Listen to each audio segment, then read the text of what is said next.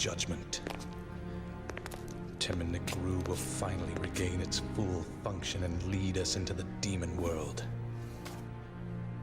The world where Sparta's power has been sealed.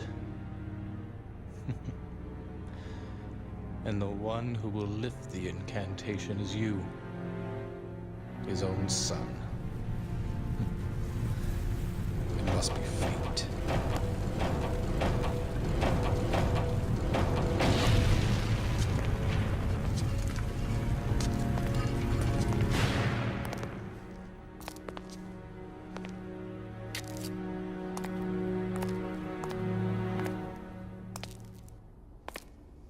Does that woman really bother you?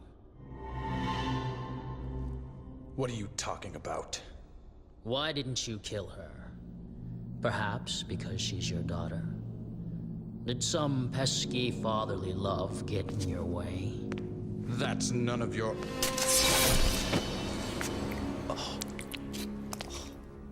To further your study of the black arts, you sacrificed your loving wife to become a devil as well. Knowing this, I thought you'd be more useful to me. But I was wrong. No wonder your attainment of power is incomplete. What about you? You're an incomplete being as well. Both demon and human blood mingle in your veins. Shut up.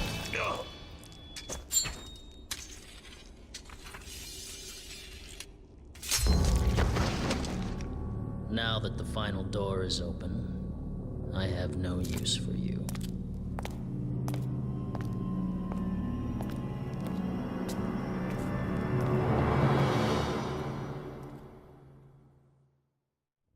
And welcome back to part 6 of Devil May Cry 3, where today we're going to be powering that bridge. But firstly, we're going to mess with Nevan as well. Look, we're going to buy air raid. If you're wondering why I've got like 4,000 extra red orbs than what I had at the end of last part, I redid mission 1 again, just so then I could have enough red orbs to do it. To get it, because there's a secret mission in this mission that requires air raid to be able to be done. Well, I say that, there's probably some elaborate way people have done it without it, but it's intended for you to do it with air raid, so I'm going to do it the way it's intended to be done. And I refuse to miss another secret mission. The only one I missed was the one that I can't see how it can be done at that point of the equipment you have. Like, now we have Spiral, we might have had a better chance of maybe skimming through, but it still wouldn't have been consistent. Like, I'd much rather wait until there's a consistent way and then like just show it off probably in a post part. If you're really struggling with it, the best thing I can say is like just keep on powering through the game. Unlock Heaven and Hell and then do it on Heaven and Hell, because Heaven and Hell makes it so everything dies in one hit. So you can just rinse through it with that. But what makes Nevan's moveset interesting, and this applies to Cerberus as well, but just slightly less so, is that with Nevan, if you lock on and hold left then attack, it will do a different attack, and if you hold right, it will do a different attack. I always get muddled up which one's the electric tornado you've seen me do twice already, and which one's just a loud shockwave, but they're there, and it's something that's a bit awkward and a bit finicky sometimes to get used to, because it's not towards the opponent or away from the opponent, it's to the side left or to the side right. But it is fun to use, and I'm curious to see if they bring it back in 5. Because we know Cerberus is coming back in 5, that's been confirmed. But I'm wondering if they're going to bring back the lock on left and lock on right, because that was part of Cerberus's moveset. It's how you do like the protective like ice shield thing that you spin it around you. I think it's lock on left or lock on right. It could be either or. I haven't used it in a long time. But over here is a purple combat educator, which means it wants you to use Nevan only. If you're using Swordmaster, you can access the scythe part of it, so you can use the second half of its moveset, but that one you can do without it. It's the second one later on that's a pain in the ass. Because there is another one of them that I believe is a double S requirement on it, but it still doesn't change the fact it's painful.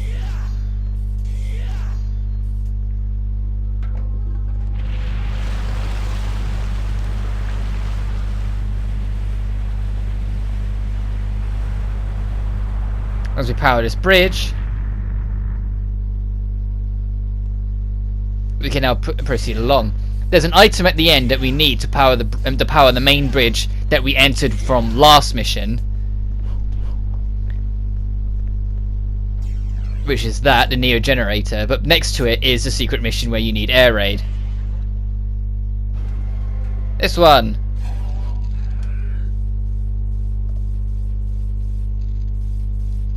And yeah, this is exactly what you're doing. There's no other real way to put it.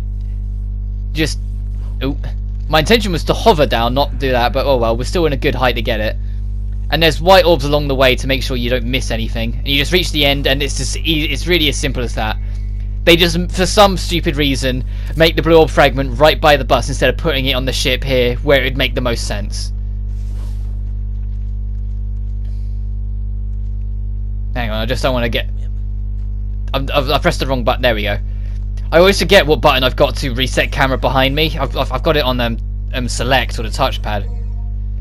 Because right stick is swap target and left stick is taunt for me.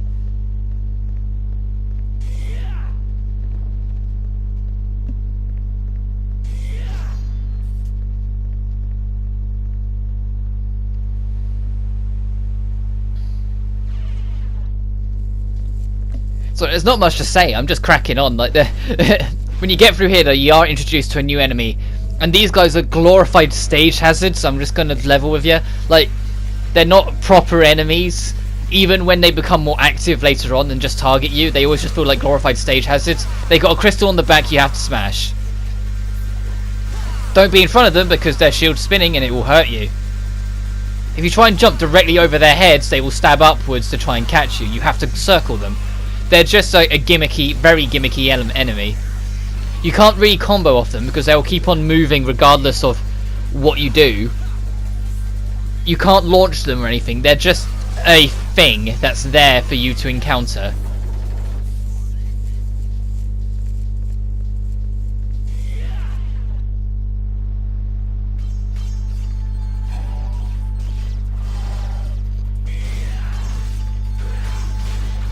Anyway, we've got more of these digs as well. And these are the... Ow! Look how much damage that did for one shot. The red shots are not fun. If it's a blue shot, I don't care.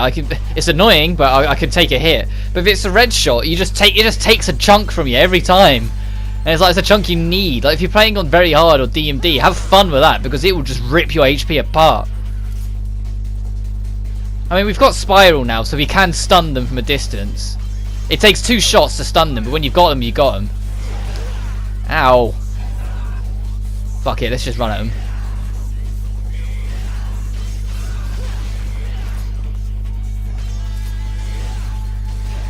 Ow, ow.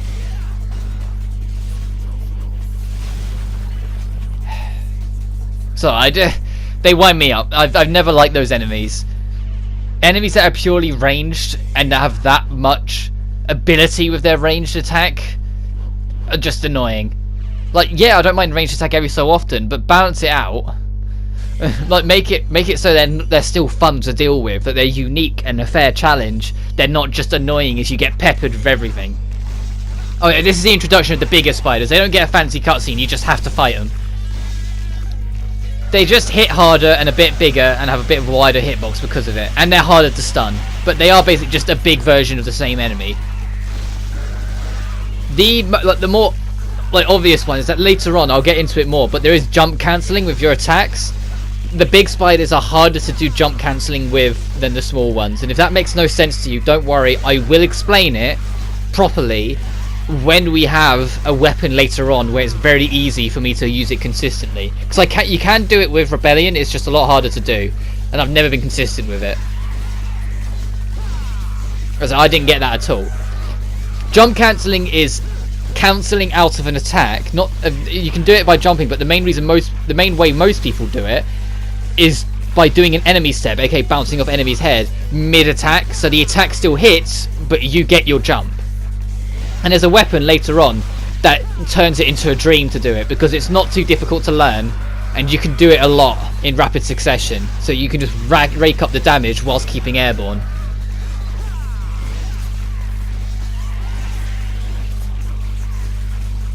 I'm also aware of the struggle of as much as I know how to use Nevan, like Nevan's like probably the hardest weapon to be consistently helpful in using.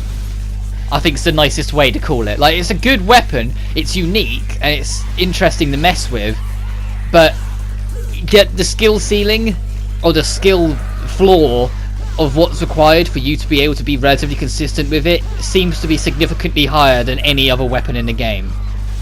You've really got to try to get some really good use out of it. Just once you can, it's a very effective, fun weapon to use. Anytime you see me shoot Spiral directly up, that's me using its gunslinger move. You shoot straight up and it'll bounce off surfaces. Sort of like the Nightmare Beta in DMC1, it'll bounce off walls and whatnot.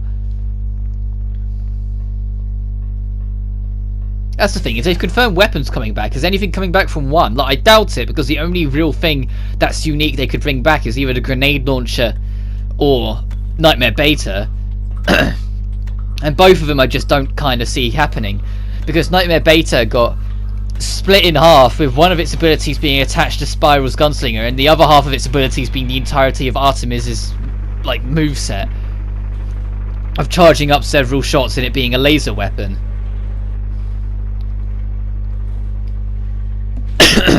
So, excuse me. But it would be cool to bring back, because it was charged by your Devil Trigger. So it was a multi-purpose weapon of, okay, what else are you going to use your Devil Trigger for, sort of thing. But anyway, we've got another cutscene up ahead.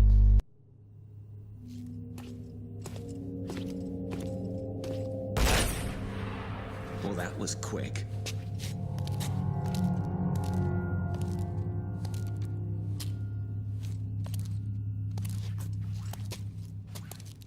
That man.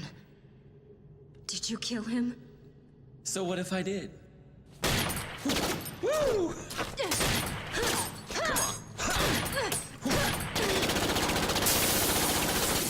Ooh, I love a fast woman. Shut up! He was obsessed with becoming the devil. So much he killed his own wife.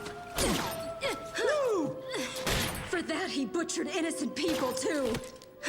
He's the most vile kind of creature.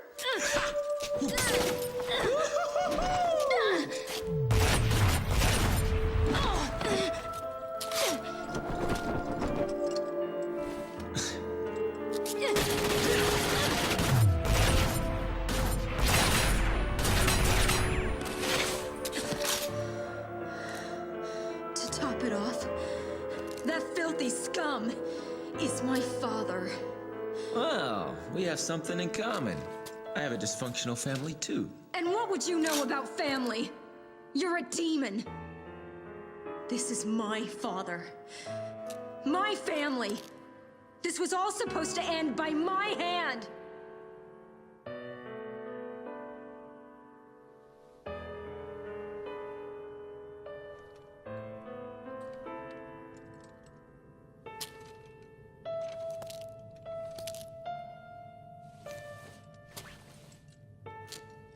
Aren't you gonna shoot? Well, that's a switch. Just go. I don't care anymore.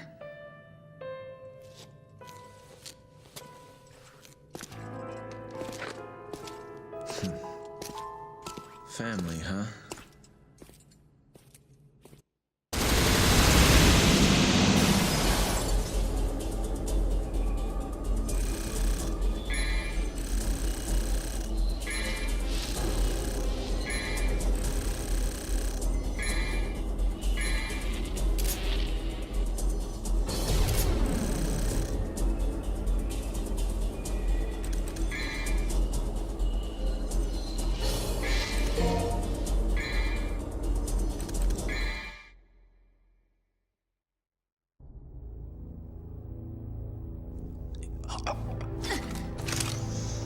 Where am I? It's dark, I can't see anything. You're still alive, I see. Mary? Is that you? What's happening? Where's your mother? My mother? You killed her, remember? Yes. That's right. killed her with my own hands. What horrible thing have I done? I was too weak. I succumbed to his influence. You mean you were possessed? Father?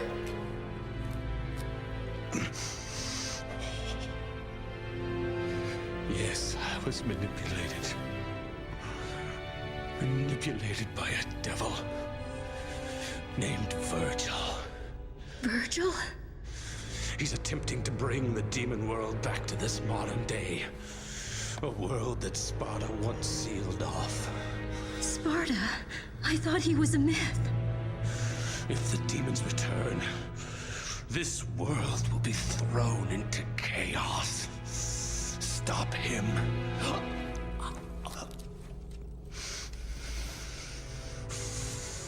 Stop Virgil. Me? You're such a sweet child. Just like your mother.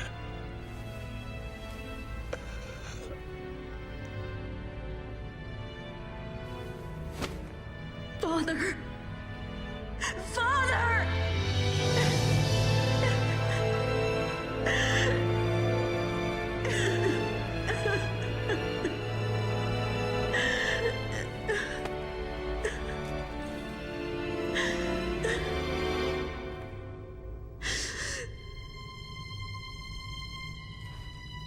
Virgil.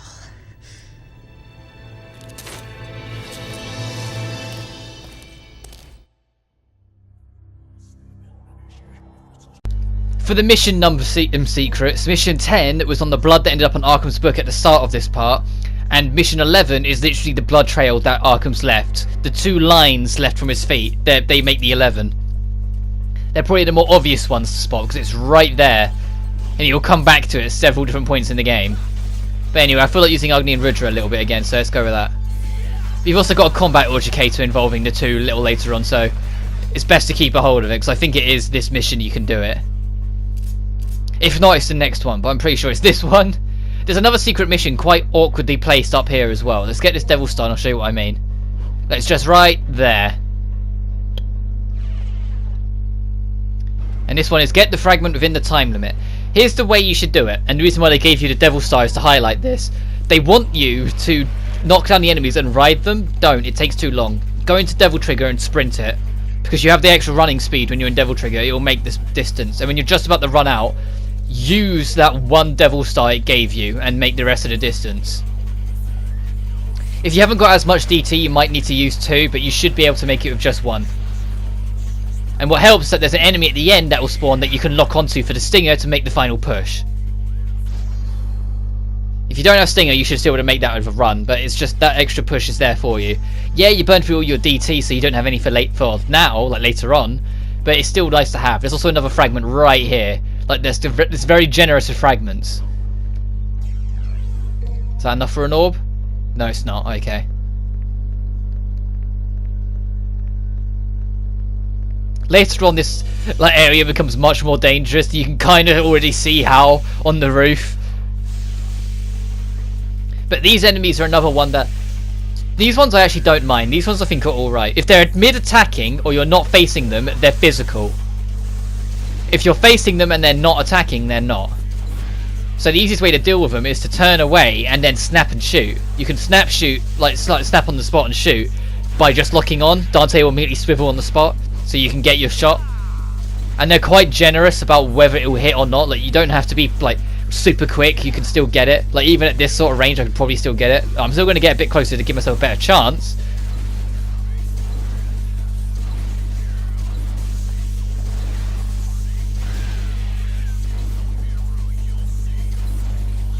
See, I saw the blood splat there, I still got it. I'm going to get a bit closer so I can show you as he ran more further away.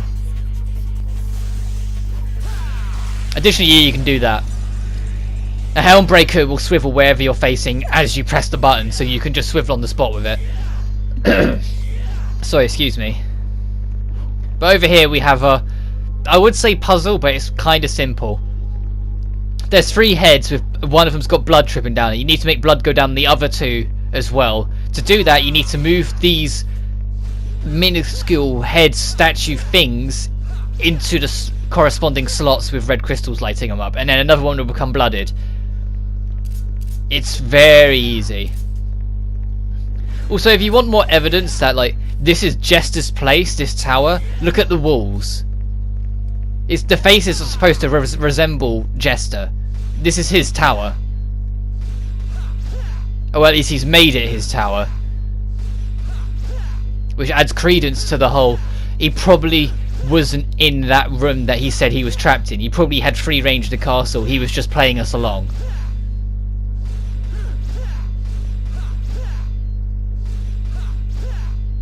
Oh right, it's a cool like architecture design for like a gothic tower to have creepy faces on the wall. Like, it works. It's just, it really gives away that this place is, whether intentionally or not, has become owned by Jester. Also, we have quite an annoying encounter down here. We have more of like the spectres, the phantoms, or the plasmas, or whatever they're called, and a vanguard down here. And this one's one of the more aggroed vanguards. As in, like, he will regularly look for a chance to ring the bell and start teleporting around. But I don't think we're at the point where they will start spamming it. But there's a point, at some point, where they can do the bell several times in a single attack. So you have to deal with, like, more than one teleporter at once. Well, not that, you don't have to deal with, like, 2 at the same time unless you encounter 2. But I mean, as in, like, instead of coming out of it after one teleport attack, they'll immediately go through another portal, come out another one, into another one, out another one, sort of thing. They won't stop. They'll keep up the pressure. That didn't take long. You'll notice as you go through the game, like after you've dealt with the first Vanguard, the rest of them start to fall apart a bit quicker. Despite the fact that I don't think, I might be wrong on this, but I don't think they have any more health.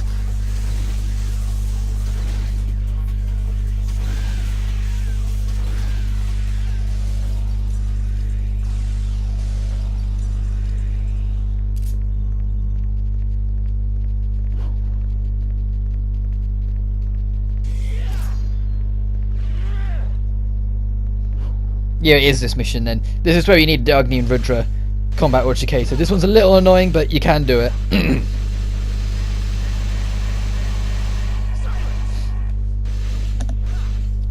I can't remember if this one's a double S or a triple S requirement. I mean, we're soon going to find out, but I don't know.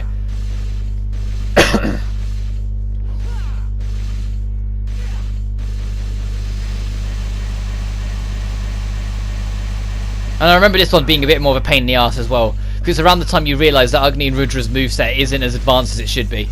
Oh, okay. So, double S, I can do that. That was fine. If it was a triple S, I would have been slightly concerned. Also, nice little secret. Oh no, is it not this? Oh, okay, never mind. I'll take that back then. I could have sworn there was a secret up there, but never mind. There's this down here, but this one's obvious. And if you don't have double jump, don't worry. You can jump off this. There you go. To get back up.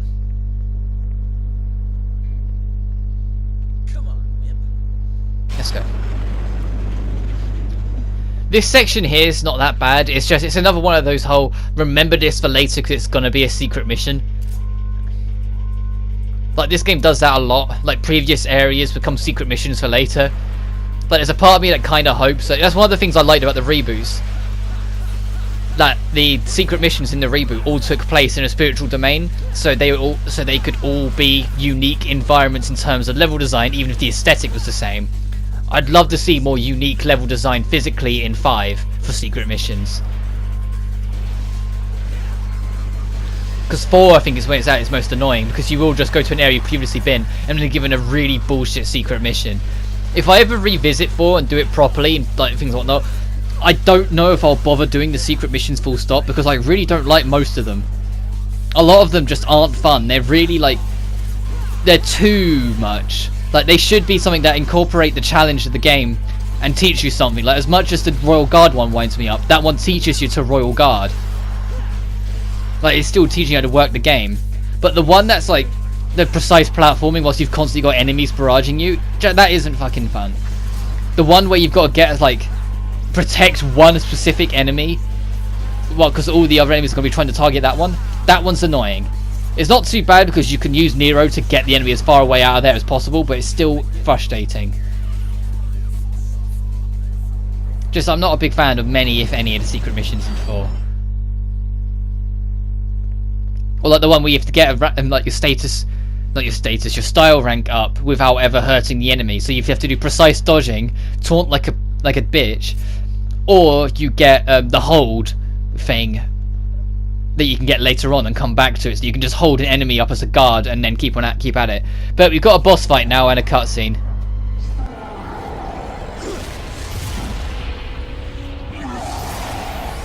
Oh, you poor thing. Didn't your mother ever teach you how to use a door? Huh?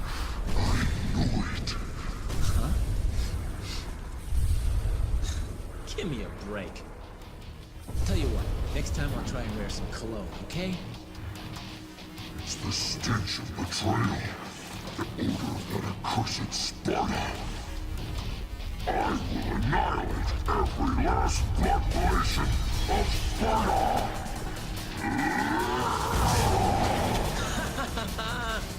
A son cleaning up his dad's mess, huh? Where have I heard this story before? And here's Beowulf. Beowulf can be a pretty difficult boss because he's a little erratic. Like, he kind of just acts and does what he wants.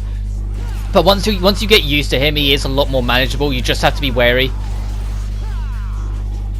Also, if you're overly aggressive, he will counter by doing an AoE, so be wary of that. Look out for the signs of him charging up an AoE and back away. Additionally, they kind of gave it away in the fight, but he's lost an eye and his other one's glowing. If you hit the eye, you can temporarily, like, stun him by, like, partially blinding him. Also, every so often you'll shoot a mean laser out of it, which is just like, why? But he does it. That's the AoE. Like, it's not got the longest charge up, so you might get caught of it like I did. Camera spin, thank you. This part's kind of easy damage. Just keep shooting him and then roll when you get it. Like, it's only chip damage because the guns should never be your primarily attack, and that's why they don't do much. But he'll do this for a little while, and eventually he will put one down and charge at you with it. If you're playing on easy and normal, he won't always do that. Sometimes he'll be a lot more generous, but on harder upwards, he's much more likely to do that, where he'll knock it and then knock it towards you as he charges behind it.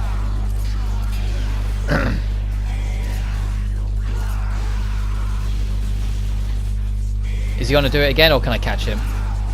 Oh no, he's doing it again. Okay, so I'm going to back up again. And this is the gun swap trick I was on about, where if you swap out to your, like, say Ebony and Ivory, because they don't have reload frames or like a slow animation past it. Ow, ow, ow, ow. That attack's really annoying. If he goes to do it, you get caught by one, you're getting caught by the whole family. It's a really frustrating attack to deal with. But if you swap to Ebony and Ivory and then immediately swap back to Spiral, you can cut out a lot of its reload animation. You have to shoot a bullet with Ebony and Ivory, but it's still a very effective tool. But that being said, we're just about done here. So next time on Devil May Cry 3, we'll return that power source to the bridge as well, so we can finally proceed onwards to try and catch up with Virgil. But until then, you guys take care now.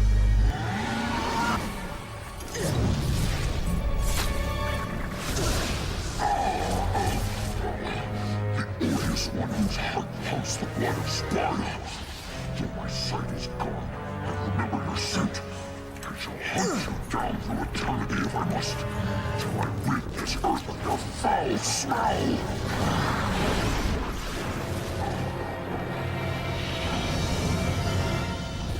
Why do I have to take the heat for my father? Come on, man. Cut me some slack.